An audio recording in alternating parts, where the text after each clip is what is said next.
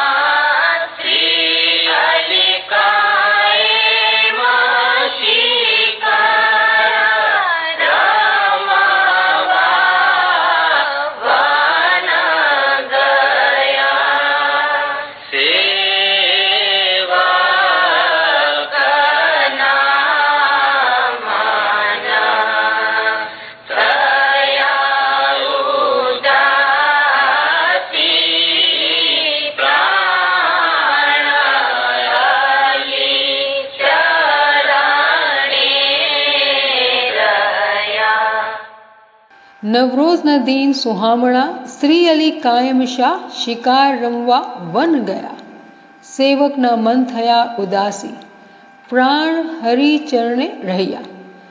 तो पीर फरमाते हैं कि नवरोज़ की जो दिन है वो तो बहुत ही खूबसूरत है, बहुत ही सुहाना है। और उस दिन, नवरोज़ के दिन, अजीब व गरीब बात ये हुई कि जो कायम थे वो शिकार के लिए जंगल में चले गए। यहाँ पे जो एक बात गौर तलब है वो ये है, कायम, इमाम नहीं कह रहे हैं, कायम कह रहे हैं। तो ये बात हमें सोचनी समझनी होगी कि ये कायम जो है, जो लफ्ज़ कायम है वो हमेशा से है, ठीक है ना। इसके माना जो है वो हमेशा से है, हमेशा से था, हमेशा रहेगा। तो यहाँ पे इमाम का नाम भी लिया जा सकता था, या इमाम भी कहा जा सकता था, मौला भी कहा जा सकता था, लेकिन कायम कहा गया। क्यों? कुछ ऐसे गिनान हैं जिसमें कायम का बहुत ज़्यादा जिक्र किया गया है, और हमने इस बात को सुना है कि भाई कायम आएंगे और जो है वो जंगी ढोल बजाव से, अलग अलग किस्म के गिनान हैं। और दूसरे मज़ाहिब में भी जो है इस तरह की बातें की गई हैं कि कुछ ऐसा ज़ुहूर होगा जो इनकलाब लाएगा, जो क़यामत बर्पा करेगा। तो कायम जो मैनिफेस्टेशन है खुदा का, जो ज़ुहूर है, वो अजीब व गरीब है और इसका ताल्लुक़ क़यामत से है। तो अगर हम बहैसियत इस्माइली इल्मी दर्जात को चढ़ते हुए जब इस बात को समझते हैं कि इमाम के अंदर भी दर्जात होते हैं, इस बात को अगर हमने पहले नहीं किया है तो इस पे हम बातचीत कर सकते हैं। امام مستقر، حاضر امام جو ہے وہ امام مستقر ہے، یعنی پرماننٹ امام ہے، وہ امام جن کو امر دیا گیا ہے۔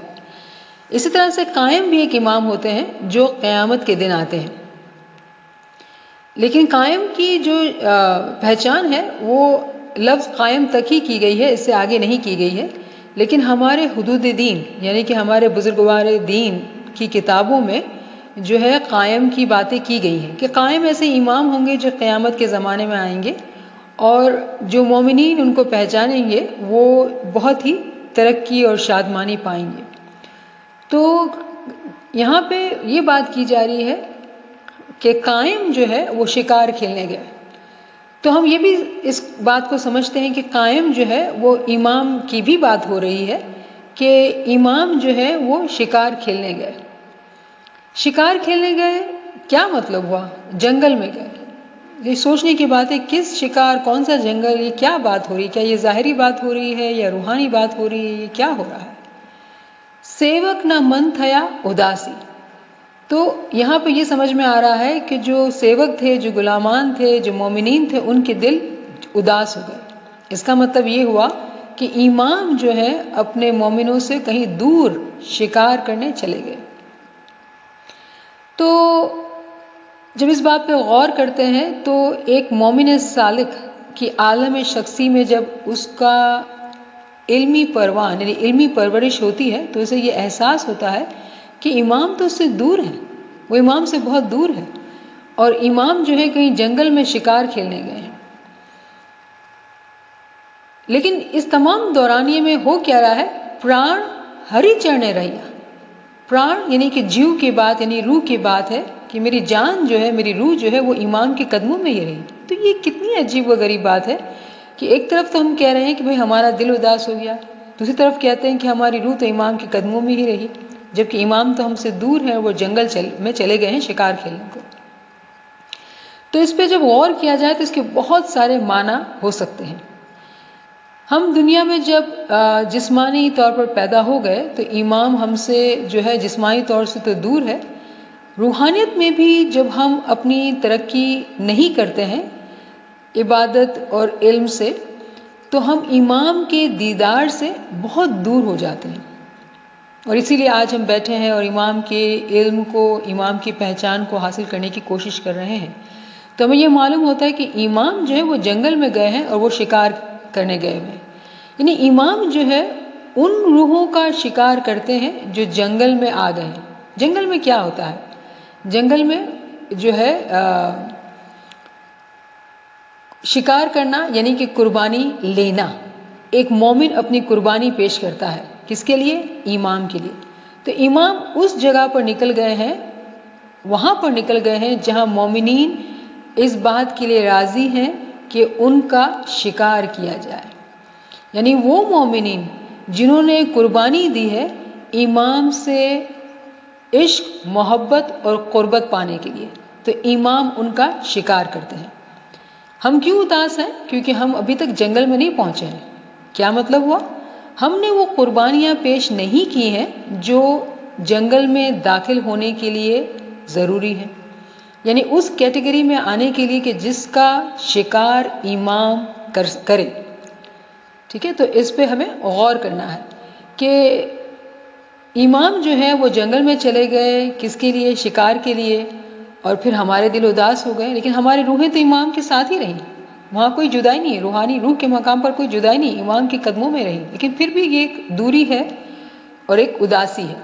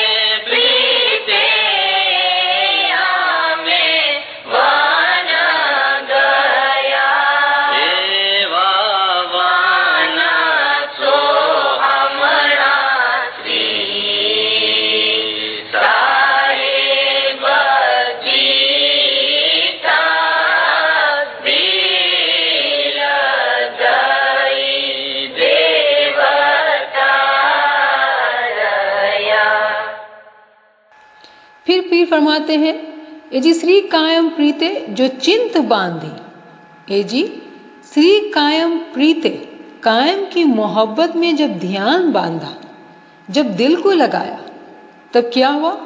نر نے پریتے امے بن گیا۔ سبحان اللہ، کہ جب امام کا عشق اتنا زیادہ ہوا، یعنی کہ ہم نے ان مراحل کو طے کیا جو کہ ایک مومن کے لیے قربانی کے لیے درکار ہوتے ہیں۔ بہت ہی آسان لفظوں میں قربانی کی اگر بات کریں تو جو ہے شروعات کریں، اگر ایک بچے ایک چھوٹی عمر کے چھوٹے علمی عمر کی بات کریں تو صبح و شام جماعت کھانے جانے کی پابندی، دعا کی پابندی، 10 وقت کی پابندی، عبادت کی پابندی۔ جب کچھ علمی طور پر پروان چڑھتے ہیں تو پتہ چلتا ہے کہ یہ تو ایک قسم کی شریعت ہے، اس کی حقیقت کیا ہے، اس کا باطن کیا ہے، مغز کیا ہے۔ جب مغز کو سمجھتے ہیں، جب چاہتے ہیں تو پتہ چلتا ہے کہ بھائی عشق میں تو بہت سارے مراحل ہیں، یہ تو صرف ظاہری طور پر جو ہے وہ شروعات تھی۔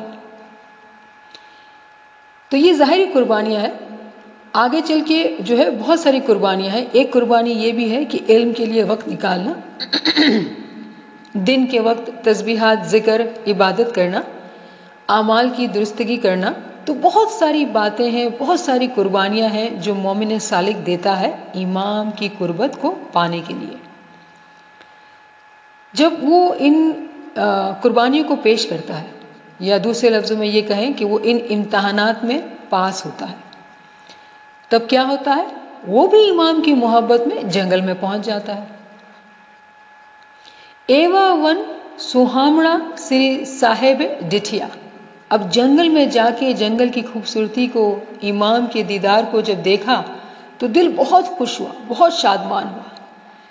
دل دئی دیوتا رہیا، تو عجیب و غریب بات یہ ہوئی کہ ایسا لگا کہ جب امام کو جنگل میں جب جا کر دیکھا تو ایسا لگتا ہے کہ وہ جو سما تھا وہ ایسا تھا کہ فرشتوں کے دل بھی جو ہے وہ دھک سے رہ جائے، یعنی وہ ایسا ماحول تھا کہ اگر وہ فرشتے بھی ان کو دیکھیں تو وہ ہکا بکا رہ جائے۔ ٹھیک ہے نا؟ تو یہاں پہ اس بات کو سمجھنا ہوگا کہ پیر صاحب جو ہیں وہ اشاروں میں یہ بات کر رہے ہیں کہ یہ انسان کی قابلیت نہیں ہے کہ وہ امام کے پاس جنگل تک پہنچ سکے اور دیدار کو پا سکے۔ ہاں، اگر وہ انسان فرشتے بننے کی سڑک پر چلتا ہے، یعنی کہ فرشتہ بنتا ہے، تبھی وہ جنگل میں داخلہ پا سکتا ہے۔ جب جنگل میں جا کر امام کے دیدار کو پاتا ہے تو کہتے ہیں فرشتے بھی دھک سے رہ گئے، ہکا بکا رہ گئے، حیران ہو گئے، یعنی کہ وہ خود فرشتے ہو چکے تھے۔ تو یہاں پہ درجات کی بلندگی کی بات ہو رہی ہے۔ کوئی بھی ایک شخص کو خیال آئے کہ بھئی میں پہنچ جاتا ہوں، تو یہ ممکن نہیں ہے۔ بہت ساری قربانیاں درکار ہیں، بہت ساری محنت درکار ہے، اور ہم بار بار دنیا کی مثالوں سے بات کرتے ہیں کہ دنیا میں کسی چیز کو پانے کے لیے، کچھ بننے کے لیے بہت ساری قربانیاں درکار ہوتی ہیں، بہت سارا وقت، ریسورسز، ٹائم، ایفرٹ لگتا ہے کوئی بھی چیز کو پانے کے لیے۔ تو روحانیت میں بھی سیم پرنسپل اپلائی ہوتا ہے۔ یہاں پر ایک اور بات، فرشتوں کی سڑک، ہاں سلطان محمد شاہ کا فرمان یہاں پہ ہمیں یاد رکھنا چاہیے کہ امام نے فرمایا کہ آپ کے سامنے 2 راستے ہیں، ایک سڑک جو ہے وہ آپ کو جانور کی مثال پر بناتی ہے، دوسری فرشتے کی مثال پر۔ تو امام کے فرمان کی روشنی میں جب ہم فرمان برداری کرتے ہیں، اپنے آپ کو سبمٹ کرتے ہیں، تو ہم اس درجے کو پا سکتے ہیں۔ تو بظاہر ہم نے ایک پارٹ کے بعد دوسرا پارٹ کیا ہے، لیکن اگر اس میں سفر کو سمجھے، ہم بہت اچھی طرح سے غور کریں تو پتہ چلے گا کہ اس میں بہت سارے مراحل ہیں جو سمٹ گئے ہیں، اور بہت ساری قربانیاں ہیں جس کی جو ہے بہت ہی ڈیٹیل میں بات نہیں کی گئی ہے، لیکن ہم جب کہ مستجیب ہیں، علم لیتے ہیں، تو ہمیں اس بات کی سمجھ ہے کہ کس طرح سے درجہ بدرجہ علم والی روح اوپر چڑھتی ہے۔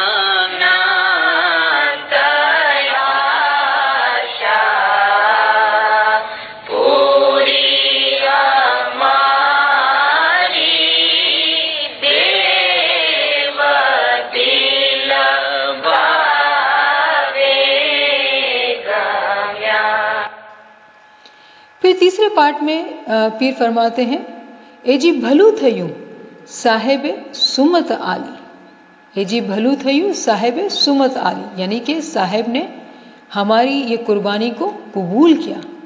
श्री हरि कायम साथे रमवा हमें वन गया। अब हम इमाम के साथ हम भी जंगल चले गए।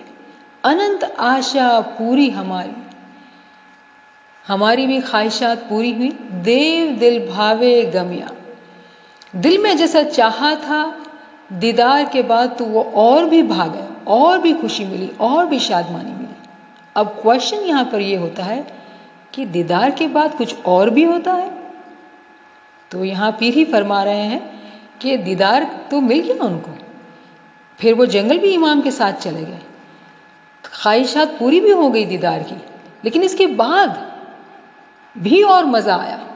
यानी कि रास्ता दीदार पर ख़त्म नहीं होता है। हम जब कुछ इल्मी महफिलों में बात करते हैं तो पता चलता है कि लोग कहेंगे कि भाई हमें तो फ़ना फिल्लाह होना है और बस हम इमाम में एक हो जाएं काफ़ी हमारे लिए, बस असल में पहुंच जाएं। लेकिन असल में पहुंचने के बाद क्या, इसके बाद क्या होगा?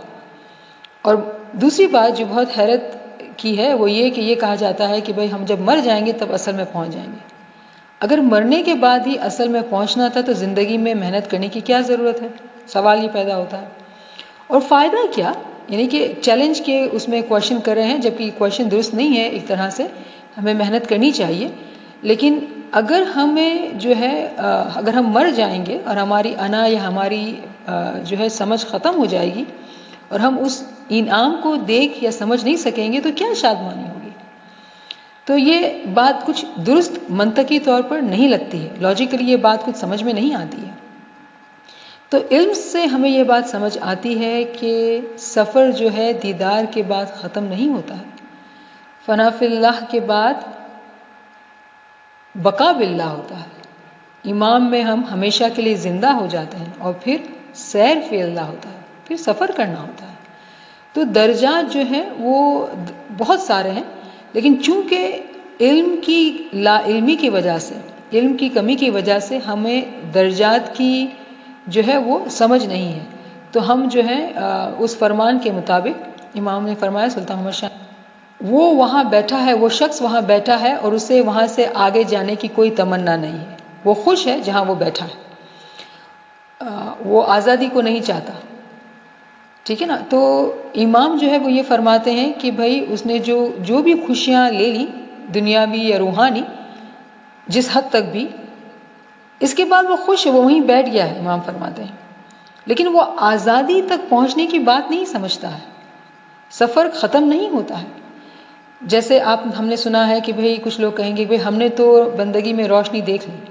ठीक है, आपने रोशनी देख ली, इसके बाद क्या रोशनी देखना ही काफ़ी था?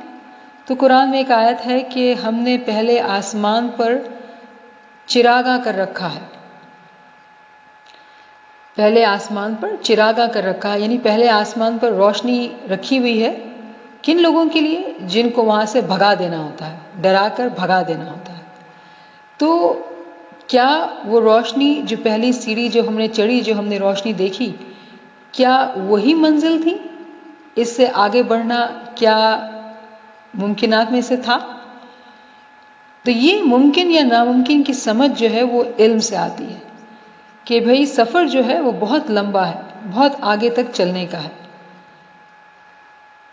तो यहाँ फिर पीर के गिनान पर आते हैं और इस बात को फिर और से पढ़ते हैं कि ए जी भलू थयू साहेब सुमत आली, श्री हरि कायम साथे रमवा में वन गया।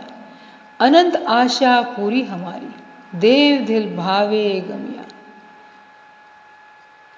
कि इमाम ने हमारी जो कुर्बानी थी कबूल की, हम इमाम के साथ जंगल में शिकार खेलने गए, ہماری خوب آشائیں پوری ہو گئی، اور دل میں جو چاہا تھا وہ تو ملا، وہ تو پورا ہوا، لیکن اس کے بعد اور بھی بہت شادمانی، اور بھی ہمیں بہت مزہ آیا۔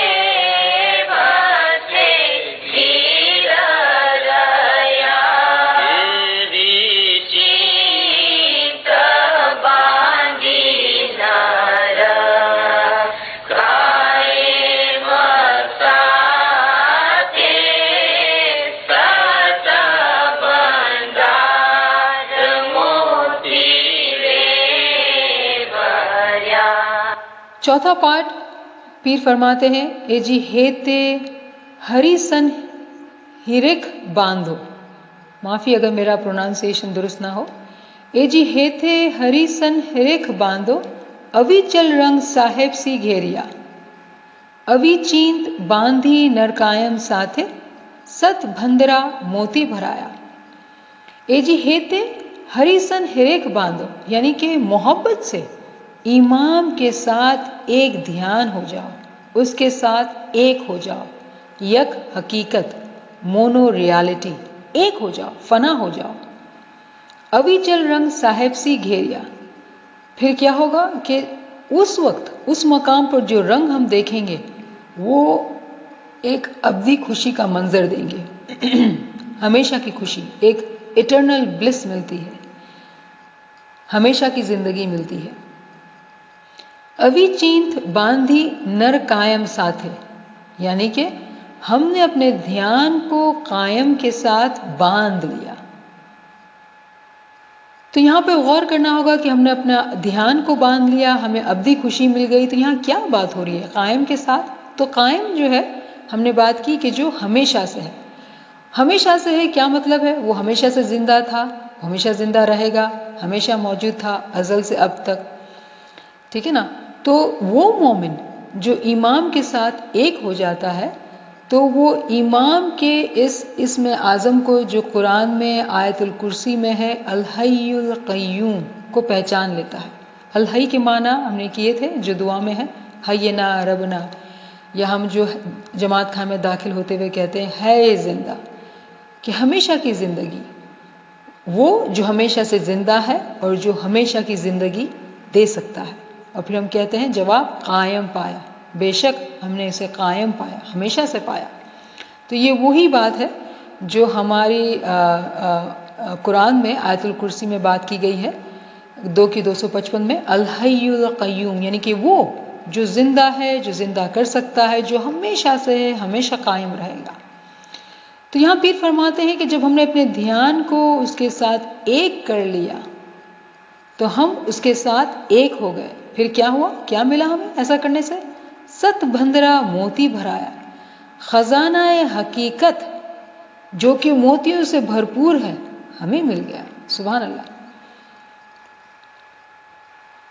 تو یہاں پہ جس خزانے کی بات ہو رہی ہے وہ خزانہ جو ہے علمی خزانہ ہے، کیونکہ موتی کی مثال جو ہے وہ امام نے اپنے فرمان میں دی ہے کہ جب امام نے فرمایا کہ ہم جب فرمان کے لیے منہ کھولتے ہیں تب موتیوں کے ڈھیر لگاتے ہیں، جو پرکھ کرنے والے مومن ہوتے ہیں وہ ان موتیوں کو چن لیتے ہیں، یعنی کہ جو علم امام اپنی زبان مبارک سے بیان کر رہے ہیں ان معرفت کے موتی کو ایک سمجھدار مومن جو ہے وہ حاصل کر لیتا ہے، پا لیتا ہے، سمجھ لیتا ہے۔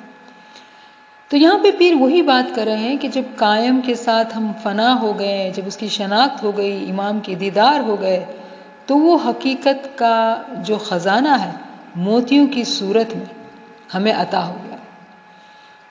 تو ایک مومن صالح جب سفر کرتے کرتے عارف بنتا ہے عارف کا جو لفظ ہے وہ معرفت سے نکلا ہے، وہ شخص جس کو معرفت مل جاتی ہے، جس کو علم مل جاتا ہے، اسے عارف کہتے ہیں۔ تو جب وہ عارف بنتا ہے تو اس کو یہ خزانہ حقیقت امام کی طرف سے مومنین کو عطا کیا جاتا ہے۔ اس کی بہت خوبصورت مثال ہماری تاریخ میں ہمارے پیروں کی ہے کہ جب انہوں نے اتنی روحانی ترقی کی تو ان کو فزیکلی امام کے ساتھ ہونے کی ضرورت پیش نہیں آتی تھی، امام سے وہ کوسوں دور ہوتے تھے اور وہ کتابوں کی کتابیں، گنان کے گنان، قصیدے کے قصیدے لکھ لیتے تھے۔ تو امام کی ان کو غائبانہ تائید اور جو ہے وہ رہنمائی ملتی رہتی تھی۔ تو اسی خزانہ حقیقت کی پیر یہاں بات کر رہے ہیں۔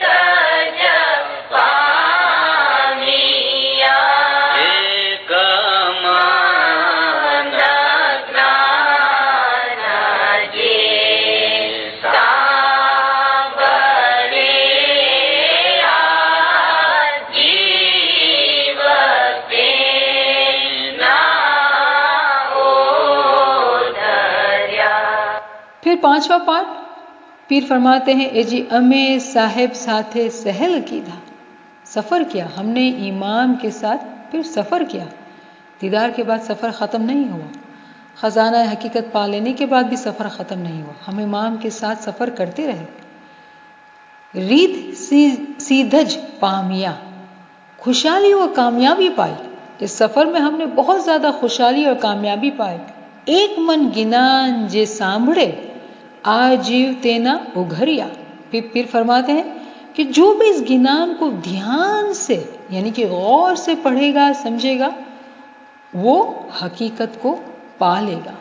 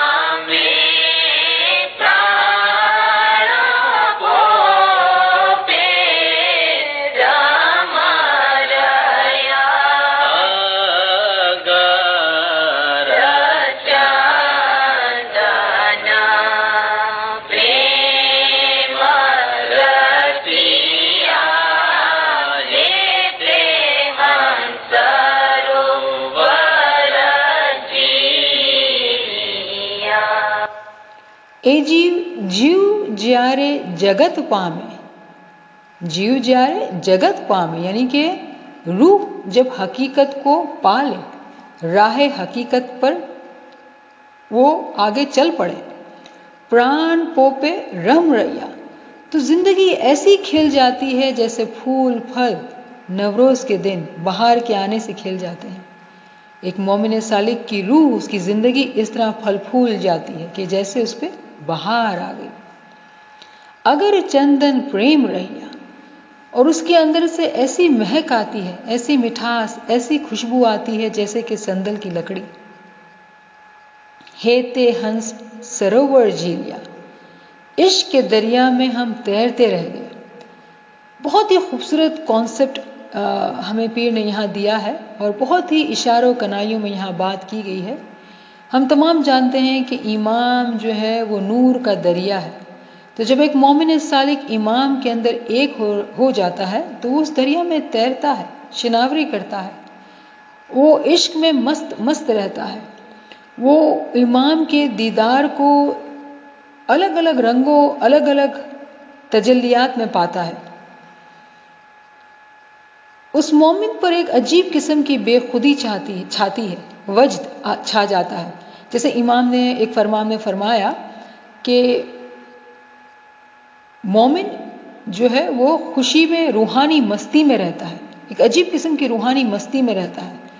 اسی مستی کی بات یہاں ہو رہی ہے کہ جب وہ ایمان کے نور کے دریا میں جب وہ پہنچ جاتے ہیں، پھر اس دریا کے اندر سوئمنگ کرتے ہیں، تیرتے ہیں، وہ عشق کے اندر پھلتے پھولتے ہیں، مہکتے ہیں، رہتے دنیا میں ہی ہیں، اور ان کے اندر سے جو ہے ان کو ایسا ریئلائزیشن ہو جاتا ہے کہ ان کی زندگی پھلنے پھولنے لگی ہے، نور کی مہک آنے لگی ہے، اور اس نور کی مہک سے آس پاس کے لوگ بھی جو ہے اس کو محسوس کر سکتے ہیں، کیونکہ وہ مومن کی زندگی پر بہار آئی ہے.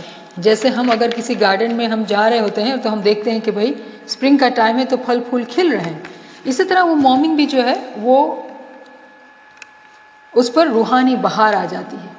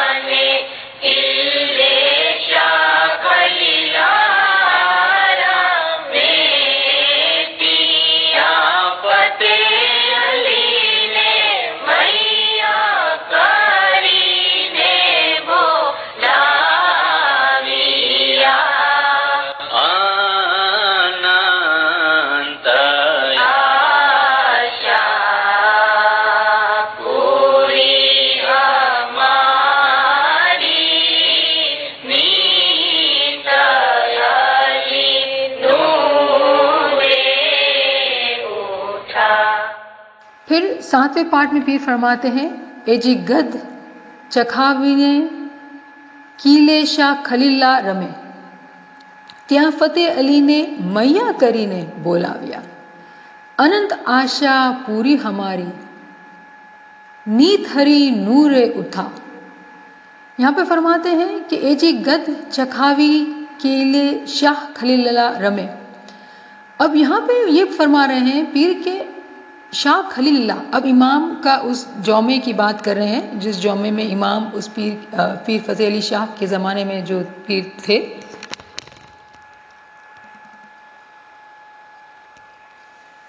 اس جومے کی بات کرتے ہوئے فرماتے ہیں کہ پیر فرماتے ہیں کہ امام جو ہے وہ قلعے کی معائنے کے لیے آئے.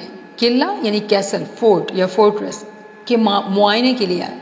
اب کتنی عجیب بات ہے، ابھی تو ہم عشق کے دریا میں تیر رہے تھے، امام کا تجلیاتی دیدار کر رہے تھے، اب یہ قلعہ کہاں سے آ گیا؟ تو کہتے ہیں پیر کے جو امام ہے وہ قلعے کی معائنے کے لیے آ گئے. اور یہاں پر کچھ ترجمے جو ہیں دیے گئے ہیں، وہ کہتے ہیں کہ جو قلعہ تھا اس کی شکل جو ہے، اس کا جو شیپ تھا وہ ایک چڑیا کی مانند تھا، یعنی کہ ایک ایسا قلعہ، ایک ایسا فورٹ جو چڑیا کی شکل پر ہے. تو چڑیا کیوں؟ چڑیا کیا کرتی ہے؟ اڑتی ہے، لیکن تمام پرندوں میں جو اس کی ایبلٹی ہے وہ چڑیا بہت چھوٹی سی ہوتی ہے، بہت کمزور ہوتی ہے اس کے باز کے کمپیریزن میں، یا بڑے بڑے جو اڑنے والے چیل وغیرہ جو ہیں، ایگل ہے، ان کے کمپیریزن میں چڑیا بہت چھوٹی سی ہے. تو یہاں پہ کیوں چڑیا کی مثال دی ہے اور قلعے کی مثال دی ہے؟ تو چڑیا جو ہے اڑنا فرشتے کی صفت ہے، اڑ پانا فرشتے کی صفت ہے، لیکن چڑیا سے اپنے آپ کو تشبیہ دینا پیر کی عاجزی یہاں پر نظر آتی ہے. اپنے آپ کو پیر بہت ہی حقیر طریقے سے کہہ رہے ہیں. ہاں وہ اڑنے تو لگے تھے، وہ فرشتے تو بن گئے تھے، لیکن ان کی جو قابلیت تھی وہ ایک چڑیا ہی کی طرح تھی.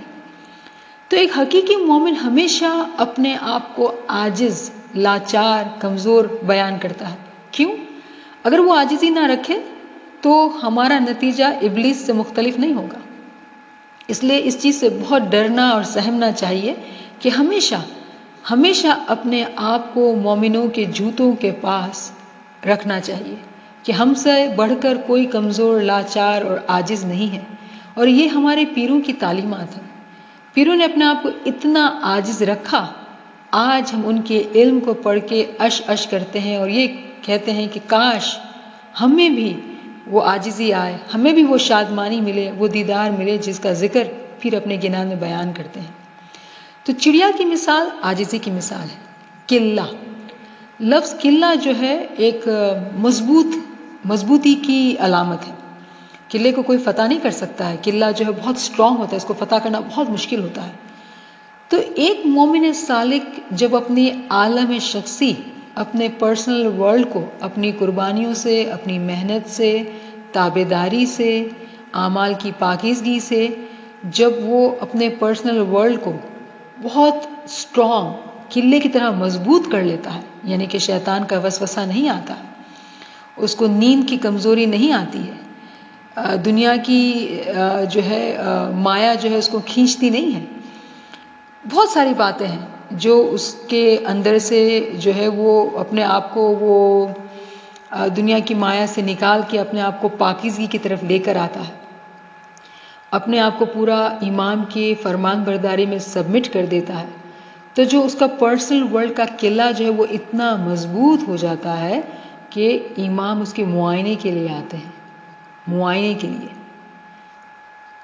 تیاں فتح علی نے میاں کری نے بولاویا. ٹھیک ہے, پھر امام کہتے ہیں کہ پیر کہتے ہیں کہ امام نے رحم فرما کے فتح علی کو بھی وہاں بلایا. تو بھئی یہ قلعہ کہاں تھا؟ فتح علی کے اندر ہی تھا, کہیں باہر نہیں تھا. اننت آشا پوری ہماری نت ہری نورے اٹھا, یعنی کہ امام نے اس کی آشا پوری کی, یعنی کہ امام اس کے قلعے کے اندر آئے, امام نے ان کی جو عاجزی تھی, ان کی جو قربانیاں تھی, ان کا جو عشق تھا. ریممبر ہم نے درجات کی بات کی پہلے کے پارٹوں میں.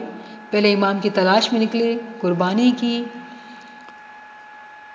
پھر ہم نے موتیوں کو چنا, پھر ہم نے جو عشق کے دریا میں چھلانگ لگائی, اور اب ہم نے امام کو اپنے قلعے میں انوائٹ کیا. جب امام کو انوائٹ کیا, امام نے معائنہ کیا اور امام نے اس کو اپروو کیا کہ آپ ٹھیک ہیں, تو ہماری خواہش پوری ہو گئی اور ہم امام کے نور میں ہمیشہ کے لیے زندہ ہو گئے. امام نے اپنے نور کو, نور کی تجلیات کو ہم پر کھول دیا, ظاہر کر دیا. جی بھائی رے مومانو تامے بابے آرا دو بڑے شماشی تامے سمرو روحی. جی بھائی رے مومانو تامے بابے آرا دو بڑے شماشی تامے سمرو روحی. کاہے بنا گنا نہیں وسارے تینا پران نہیں تھاشے دکھی. کرم شاہدنا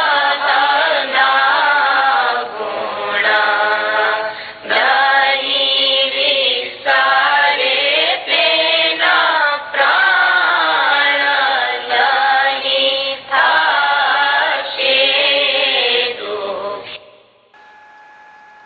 پھر آخری پارٹ میں پیر فرماتے ہیں, اے جی بھائی رے مومن تمہیں بھاوے آرادھو.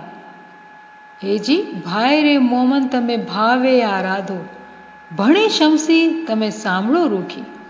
صاحب نہ گڑ نہیں وسارے, تینا پران نہیں تھا سے دکھی.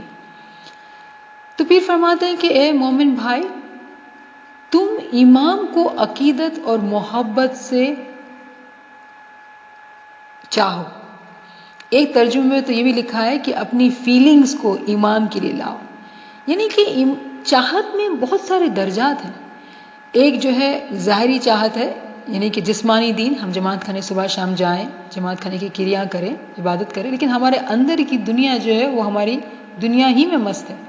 اندر ہمارے خیالات, ہمارے جذبات جو امام کے ساتھ نہیں ہیں. اسی لیے علمی کلاسز میں گریہ زاری پہ زور دیا جاتا ہے کہ جب ہم اپنے گناہوں کی معافی، پہلے اپنے آپ کو پہچان کے اپنے گناہوں کو دیکھنا اور پھر اس کی جو ہے تڑپ کے ساتھ معافی مانگنا، گریہ زاری کرنا، ہمیں ایک طرح سے امام کے عشق کے لیے وہ تیار کرتی ہے.